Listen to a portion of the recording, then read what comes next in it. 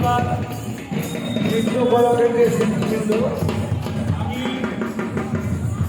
সবাইকে আহ্বান জানাচ্ছি ঝঙ্কার নৃত্য শিক্ষা কেন্দ্রের সমস্ত কলা প্রশাসনকে আমি মঞ্চে আহ্বান জানাচ্ছি। আজকের উদ্বোধনী নৃত্য নিয়ে আমাদের অনুষ্ঠানের কর্মসূচনা হবে।